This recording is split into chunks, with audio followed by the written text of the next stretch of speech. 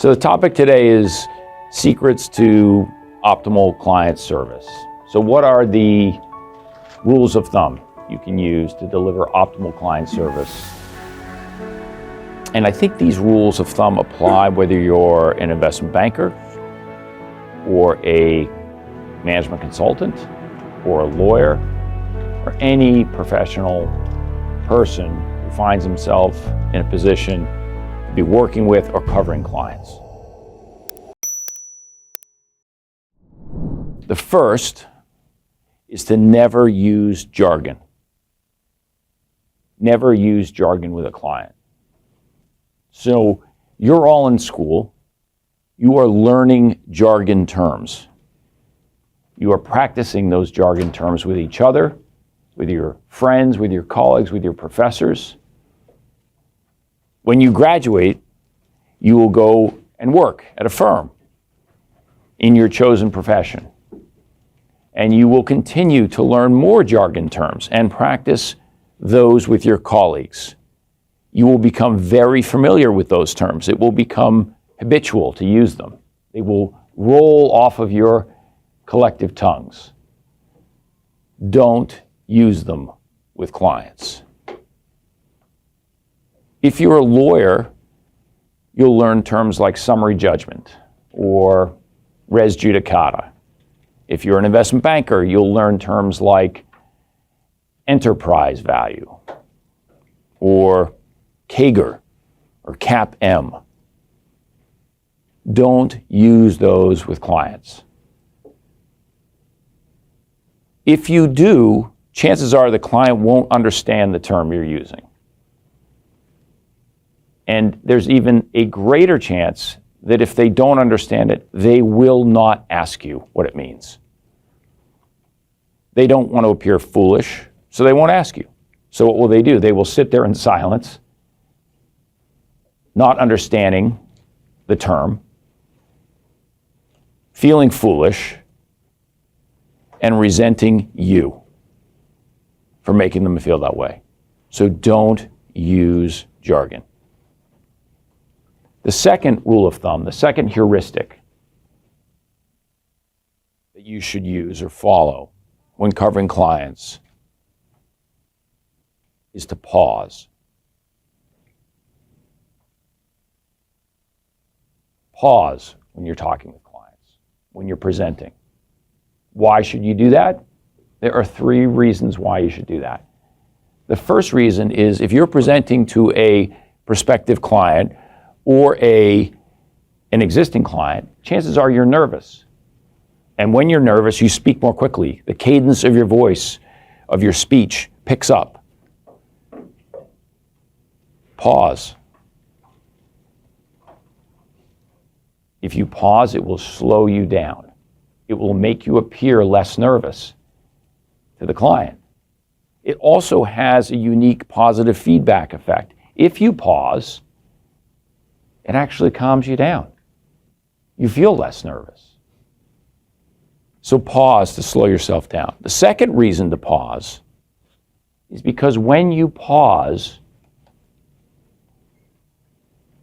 you create an empty space.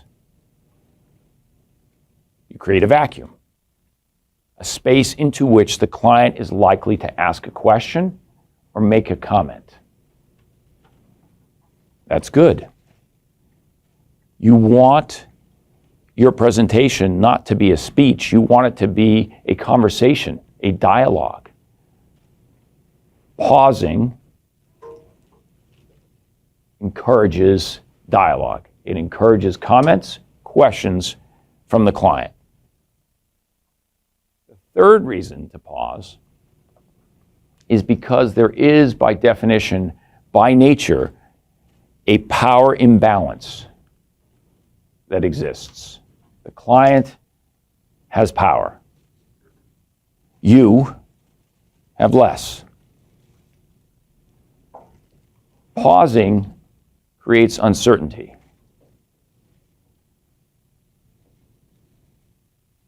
That uncertainty serves to slightly shift the balance in your favor.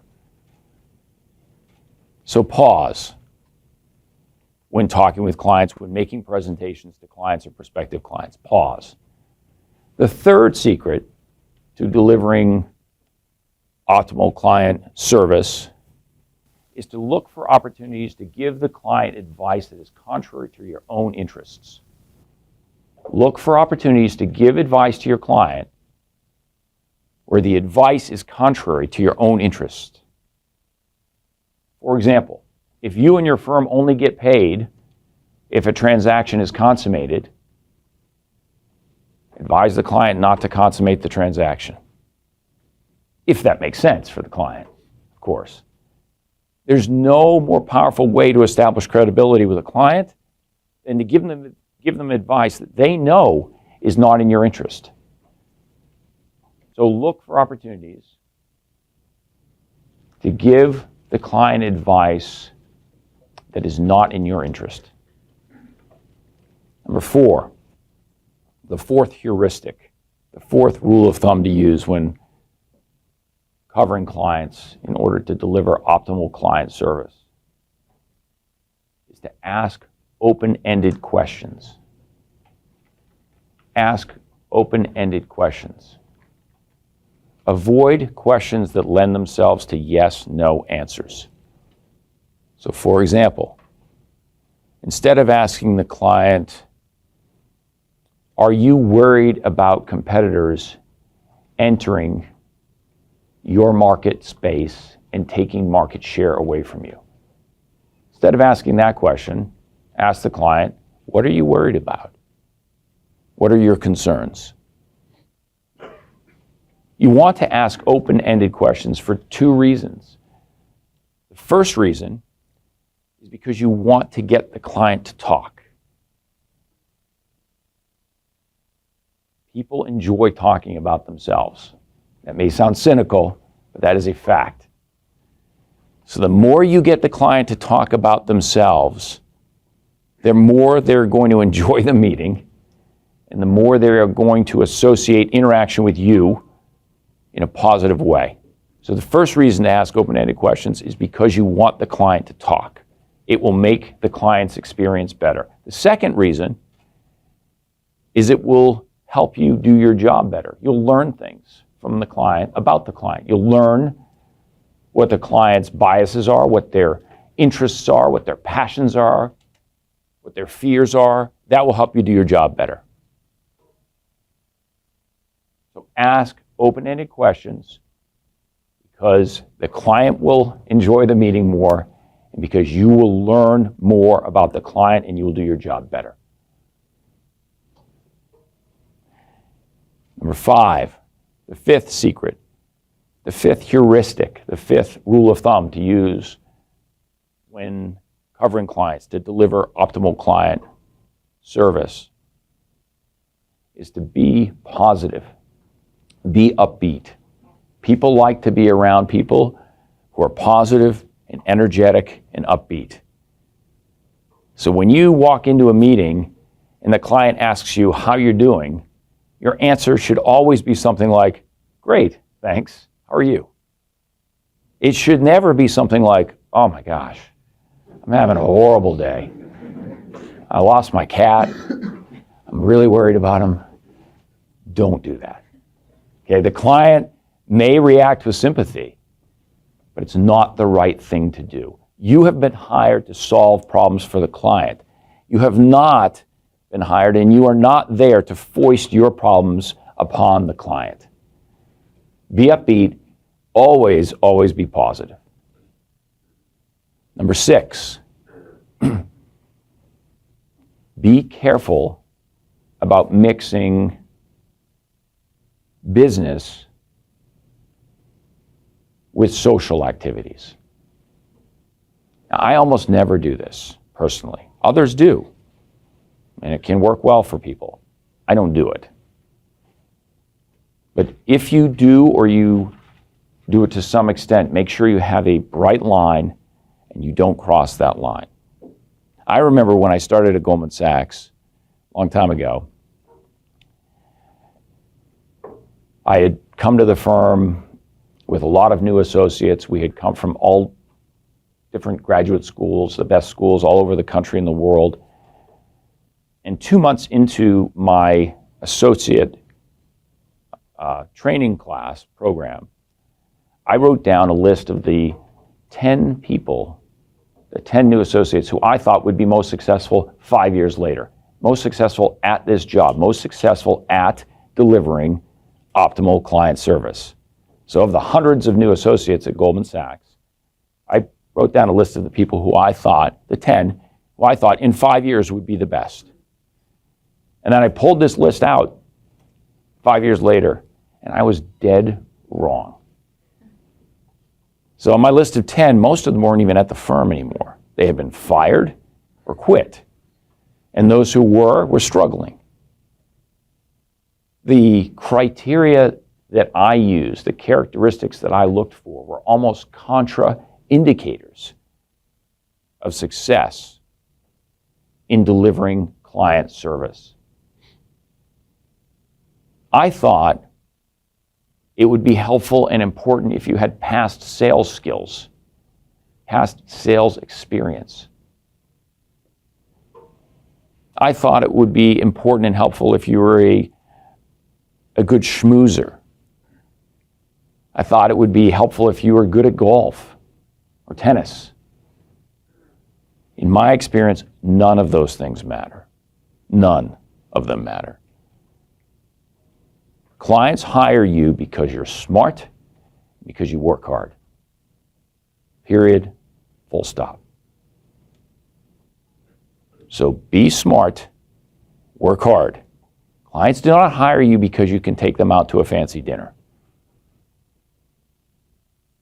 So be careful about mixing business with social activities. Number 7, seventh heuristic, the seventh rule of thumb to use to deliver optimal client service is to be humble.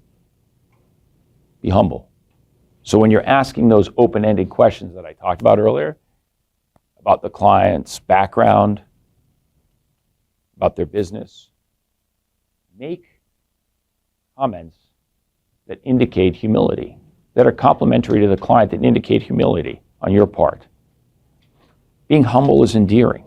So make comments like, what you have done with your company is extraordinary. It's very impressive. Comments like, I could not hope to know a fraction of what you know about your business. Now, by the way, make sure these comments are genuine, right? The comments I just made, those 2 comments, I could make and would be genuine about just about every client with whom I have worked over the last 30 years. Be humble. It's endearing. Number 8, the 8th heuristic, is to be responsive and available to clients. You want to tell the client up front, you want to tell them up front immediately that they are important to you. You should tell them that.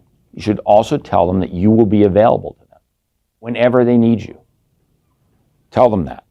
But you need to back that up by doing the following. You need to be responsive. When they call you, call them back immediately.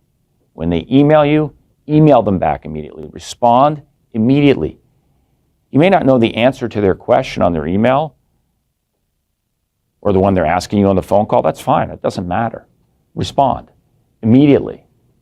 Let them know you're going to get the answer, but be responsive. And this is particularly important in the early stages of a relationship. It's particularly important early on because first impressions die hard. And you want to make a good impression. You want to give the client the impression. You want to leave them with the impression that they're important to you and that you will be responsive. Tell them they can reach you anytime, and then follow that up by being responsive. Be responsive to the client. Be available.